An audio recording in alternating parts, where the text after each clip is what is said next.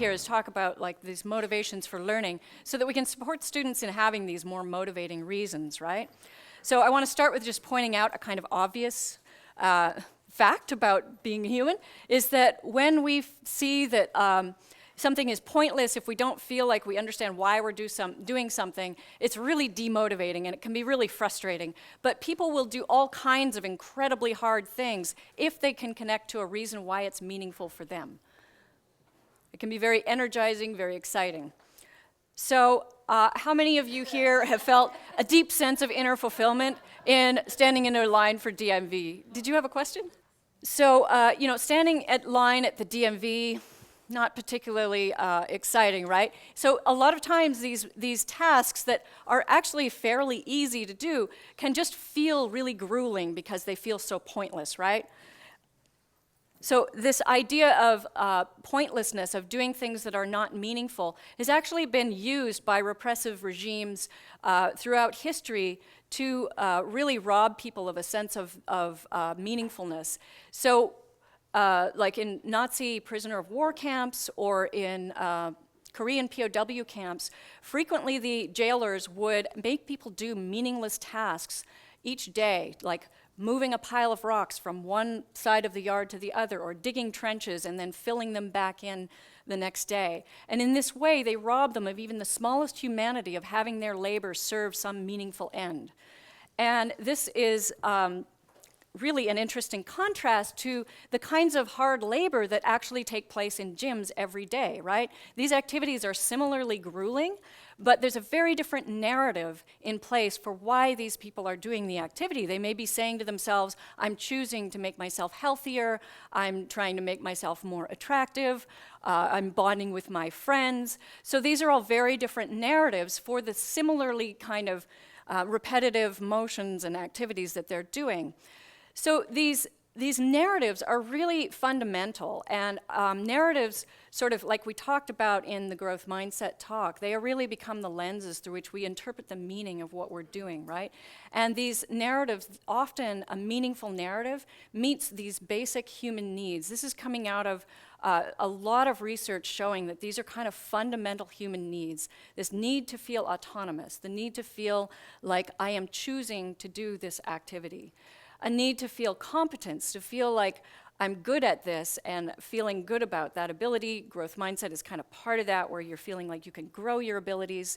And then relatedness, which of course is very linked to the belonging research that we've been talking about. This act will positively affect my relationships. So ideally, a meaningful narrative will bring together all three of these.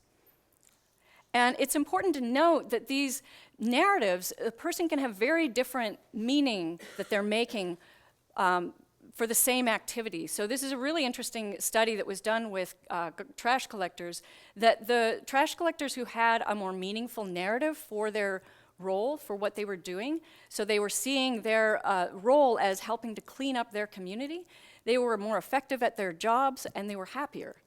And so this kind of research showing that people who have a meaningful narrative for why they're doing something has really shown that it's especially important in situations where they're doing complex reasoning, where there's a lot of creativity involved. So in other words, the very kinds of activities that students are doing, right? Like they really are having to think really hard. And we often are asking kids to think really hard, but we're not really making sure that they have these meaningful narratives for why they're doing it. So we want to really probe, like, what are the students' narratives in our classes, right? Far too many students have this as their narrative, that they are having to do it because their teacher told them to. A lot of you wrote about, like, parental expectations. So if that's the primary narrative for these students, it's really the educational equivalent of moving boulders from one side of the yard to the other, right? It's not fulfilling some of their own personal needs. So a better narrative. Having to do a lot of repetitive tasks in class to learn a skill. It's boring, but I can see how it relates to my life, and I can see how it, either the content or the skill, will help make a difference in the world. So, I realize I didn't pull out my clicker. So is that pie in the sky to think that we can have all students have these narratives? It's possible, but I want to show, we're going to dive into some of the research showing that it is possible to help students adopt more meaningful narratives. So there's two elements to this idea of the learning mindset of purpose. There's relevance and a sense of purpose.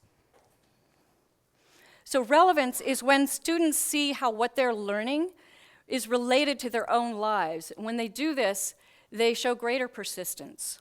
And so how did this get probed and explored?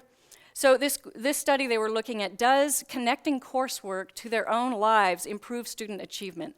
So in this study, there was 262 high school students at 2 different high schools, and they were working with the science teachers. So what they did was they gave students journals, and the students had, every time they had a major assignment, they asked them to write in these journals.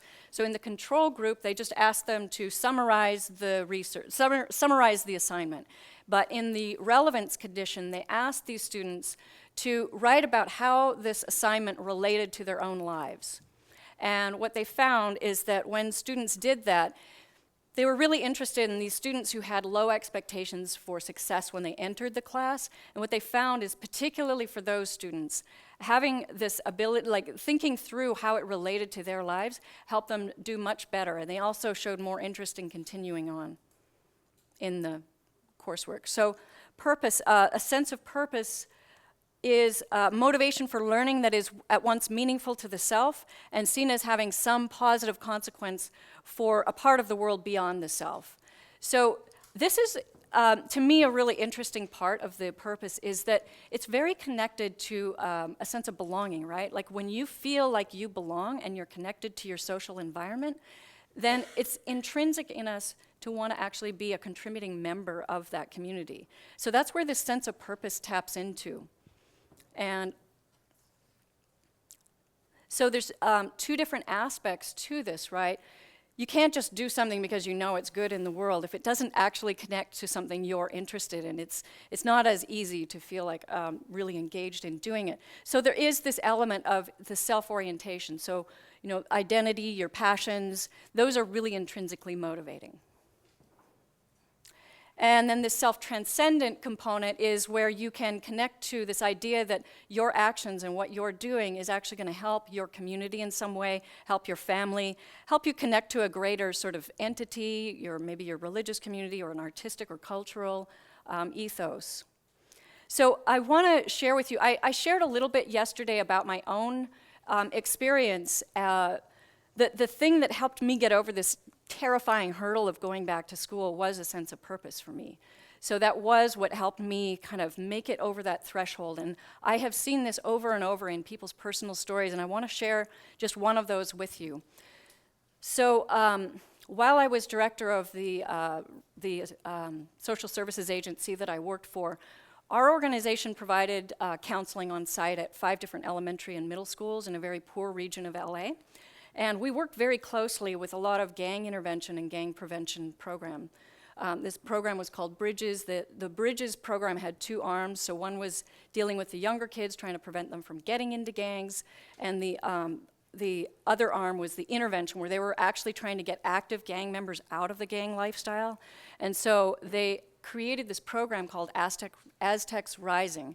And what it was a program that they created in partnership with the U.S. Forest Service to train these gang members to become firefighters. And they offered it as a way to lessen their sentences. So if they were up for going to jail for something, they could agree to become part of this program, and it would lessen their sentence time, or it would just shorten, like while they were on probation, they would do this program. So one day, I had to sign some paperwork. So the director of this program sent over one of his guys to have me sign this document. And I knew that all of the staff in this program, almost all of them, were former gang members themselves. So when Donnie showed up at my office, I thought, well, this is my chance to actually hear a little bit about their direct experience with this program. So I said, do you have enough time to hang out for a few minutes and just tell me your story? I'm really curious to hear, I know how compelling the gang lifestyle is, so it must have been something pretty compelling that made you want to leave. So he said, yeah, I can sit. And so he sat down, and he shared with me that, he told me a little bit about his life in the gang, and he said, I was really powerful. I was the guy that walked down the street and people would cross the street to get away from me because they were scared of me. And he said, I liked that power. And he said, I also liked the fact that I had a lot of money. I could buy my mom a new car and paid with it cash. He was really proud of what he had accomplished and the sense of leadership that he clearly had in his group. So I was like, okay, that's pretty compelling. So I said, so what happened? He said, well, I got into some trouble, and I was on that cusp where they were going to consider charging me as an adult for this crime because it was serious enough. And so they offered me this option that I could be charged as a juvenile as long as I agreed to do this program. So I figured that made more sense, so I agreed to be part of this program. The year that he was doing his first year of firefighting was the year there was really terrible fires right outside, right up in the hills around this community in LA called Glendale. And so he was fighting fires all day, and at the end of the day, he was hungry. He went into a convenience store that was part of a gas station, and he's paying for his food, and he hears all this clapping around him. And he thinks, oh, it's LA. Must be some celebrity in the store. And he turns around, and they were all clapping for him. And he's wearing his uniform, so they knew that he was a firefighter. And he said it just floored him. He was so blown away that people who were total strangers in this community were appreciating him for contributing. And he'd never had that experience before, of being valued, of being seen as somebody who was helpful. And he said that was it. He's like, that was way more enjoyable than being this mean person that people feared. So he, at the time that I met him, he was back at school. He was going to become a social worker, and he was working with getting other people out of the gangs. So I just love Donnie's story. So, but how does this translate to actual practices in the classroom, right? So that's great. It got me to go back to school. It got Donnie to go back to school and get out of the gangs. But what do we know about how it influences students? So what we looked at in this study, this was David Yeager, who we talked about a little bit in some of the other research, was he wanted to know, does having greater sense of purposeful narrative lead students to have greater persistence? So what they did was they were looking at students from a lot of different cities, and they were particularly interested in these students coming from high poverty. So 90% of the students were on free and reduced lunch, and over 1,300 students. They surveyed them in their spring semester at the end of high school. And these were all students who were on the path to go to college. And what they wanted to see was they surveyed them and asked them these questions and saw, like, they ranked them like how purposeful their narrative was based on things like, I want to learn things that will help me make an impact on the world. I want to gain skills that can help me use in a job that I can do to help others. I want to become an educated citizen that can contribute to society. So what they found is that in their first year at college, the higher the students' ranking of their sense of purposeful narrative for why they were in school led them to be more likely to be still enrolled at the end of their first year. So then the question becomes, can we help students learn a more meaningful narrative? And this was a study done by our lab where we worked with over 1,500 students in 13 different high schools. And it was a very short part of the intervention. It was 20 to 30 minutes.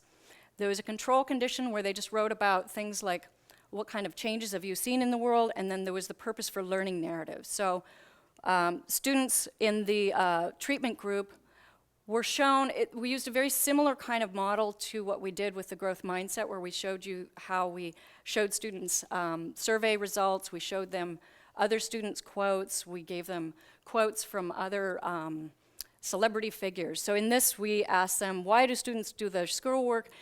We showed them quotes from other students about their narrative. So this student, for me, getting an education is all about learning things that will help me do something I can feel good about, something that matters in the world. I used to do my homework just to earn better grades, but now I realize it's much more important than that. Doing well in school is all about preparing myself to do something that matters, something that I care about.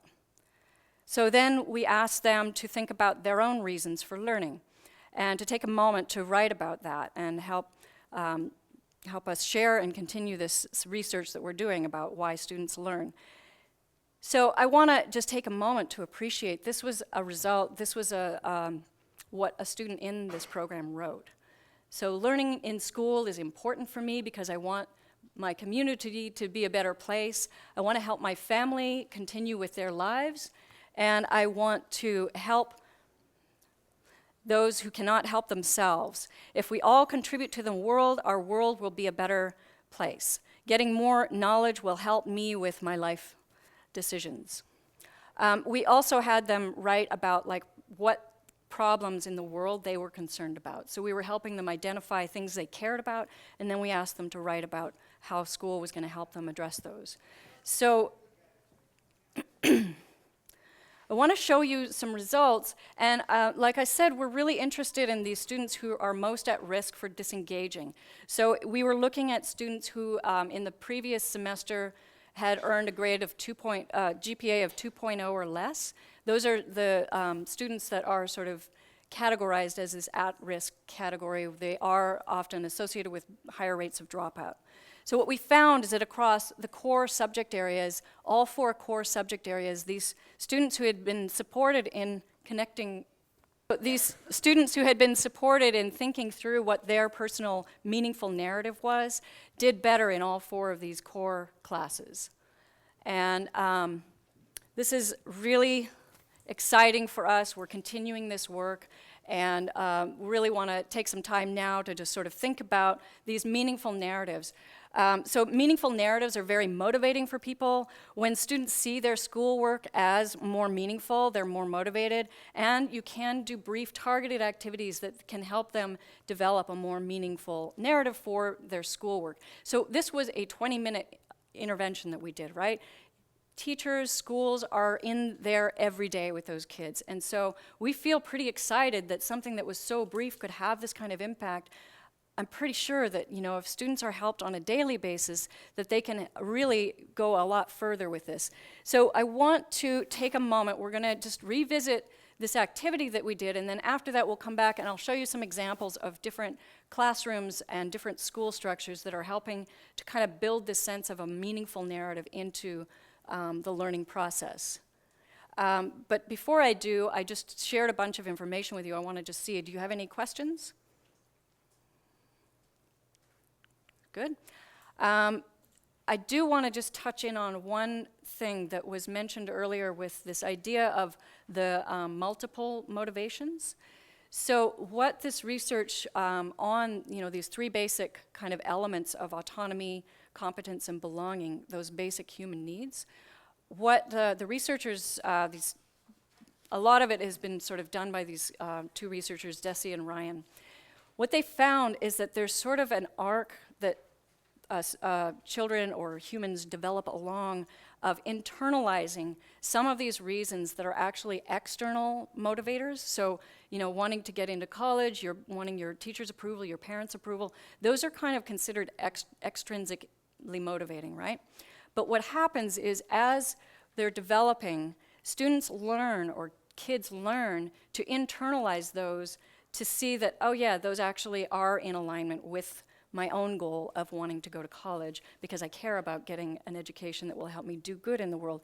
But what can happen is if there's not a link to their own intrinsic motivating passions and who they are, their sense of identity isn't being validated, it can remain an extrinsic goal, and it's not embraced and internalized. Does that make sense? I feel like that's a really kind of important piece to understand about how these can be beneficial if they're integrated, but can also be really demotivating if they're not. Does that make sense? Great. So what we're going to do now is revisit the ideas that you came up with for reasons for learning, and to think about them from this perspective of autonomy, competence, and relatedness, and maybe just go around and you kind of group them already. They're probably similar. Maybe there's some you want to think about changing, but just go and think about them putting an A for its autonomy supporting, or C for competence, or R for its relatedness, and think about, maybe it's more than one, so just revisit your post-it stations and take a few minutes to think about those reasons. So what I just want to give you a sort of picture of what this design thinking looked like. So students were asked to, respond to these prompts, and they did this thing like we've been doing with Post-its, and they wrote about, what are your reasons for learning, and what are some of your things that you care about. So, a lot of their concerns were very local, I don't want to get shot at, no fighting.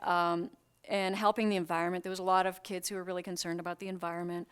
And so these are just a sort of summary of some of the key findings from looking at all of these things that we learned over these couple of days. Oh, I wanted to just back up and say about so the kids went through this process and they did a very similar thing that we're doing, and they rated their ideas and they came up with these crazy wild ideas like every school has an airplane and everybody gets to fly to the country that they're studying and go and visit the people there, and they had great, really fun ideas. The kids that I was working with were 6th graders, and they came up with this idea that kids should get paid for getting an A, right? Thinking that's very extrinsically motivating, and we know that's actually not a great motivation for learning. But what they did, that they turned it into serving this higher sense of purpose, was they said, the money that you got like $10,000, you had to spend it on helping improve your community. Isn't that great? I was like, wow, you guys are awesome. So, so what they found, these sort of summary of key finding, is that these kids often don't have a sense of how what they're learning is a generalizable skill. And so there's really a lack of understanding of how this applies to other than just the task you're doing right now. They assume that it's only relevant for a specific career, little concept of preparing for many careers. And they assume that there's only one use for the task that they're learning in that context. They don't quite make this link to how it applies to a lot of different kinds of activities that they could do. So this is something really helpful to think about as a teacher, is helping to make that explicit for your students at any age level, helping them understand how what they're learning is going to help them in different ways, in different environments, in different learning environments, and possibly out in the field later in life.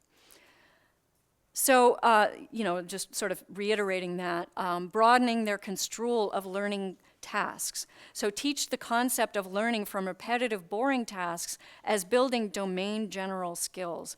So helping students understand that becoming a learner is really a goal in and of itself. Learning how to be an effective learner, learning how to master a new skill through practice and effort.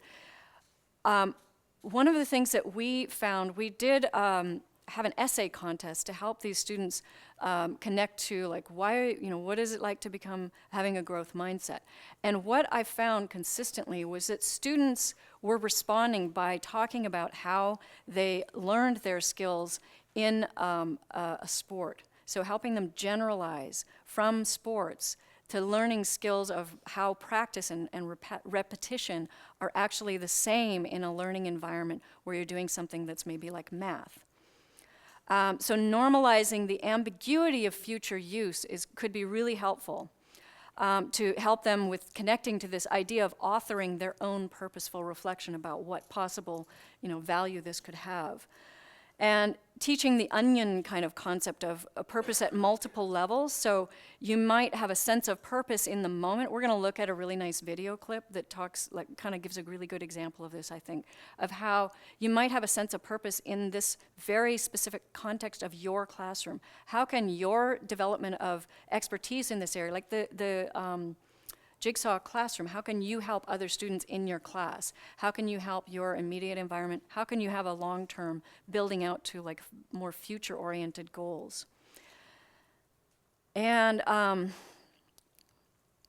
creating the norm of self-transcendent is one of the pieces of our studies. The way that we designed our modules was creating these norms by saying, look, these are quotes from other students. These are how other students are thinking about it. It can be really helpful for students in sort of creating, norms are just incredibly powerful overall.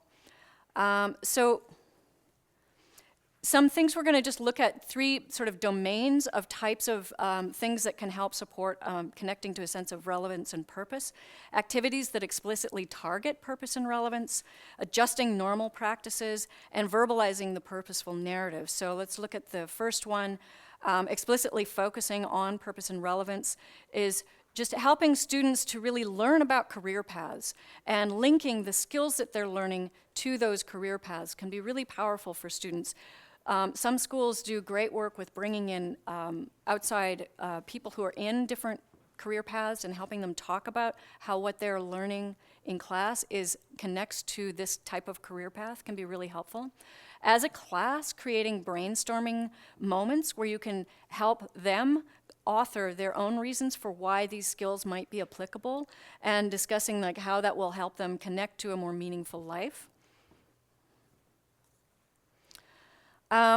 Making normal work meaningful, so scaffolding for social meaning by doing things like your work gets presented publicly, helping students improve. So this is, we're going to look at, I have Austin's butterfly here, but I'm actually going to show you a slightly different one that goes a little more into the process of students giving each other peer feedback and using peer feedback and critique and developing their skill at doing that as a way to have them feel very much like they are contributing to the development of the skills and learning of the students in the class together. So enhancing personal relevance by letting students choose their own paper topics, for example, or asking students to connect the subject matter, just like the study we saw, helping them make that link for themselves. How is what you're learning right now relevant in your own lives? In terms of this, the first idea, I think it was the growth mindset talk, I was sharing a quote, and the student mentions Mr. Trimmer. So I thought Mr. Trimmer was pretty awesome, so I interviewed him. And he does this thing with his students he's a language arts teacher, and he does this great thing where he says, go find your favorite artist's song, like bring a song in, and you're gonna rewrite the lyrics of the song to turn them into grammatically correct sentences without losing the meaning of the song. I thought that was like a really great way to have kids be able to bring in their own, like what they connect to, what they love, and translate it into something that they're doing for class. So this is a really important one, I think. Don't shirk the question, why are we doing this? I kind of get the sense from all of you in the room that you wouldn't do that anyway, but I think a lot of teachers, it was certainly, for me, one of the many factors that made me disengage in middle school was that I actually asked a teacher, why are we learning this? And it was I wasn't asking because I didn't know the answer. I was asking because I didn't believe that he cared enough to think about that and explain it to us, and he couldn't. He answered, in this way that is, I think, very common. You have to do this because I said so. That was essentially what he said to me. And I was just like, I can come up with some ideas for why we should be learning this, but if you can't, I don't have any respect for you, and I'm not going to learn from you. And I just checked out. I decided I'm going to fail this class and take summer school. Terrible. So, instead, like we've already talked about, helping them understand, you're building these skills that are going to be able to help you.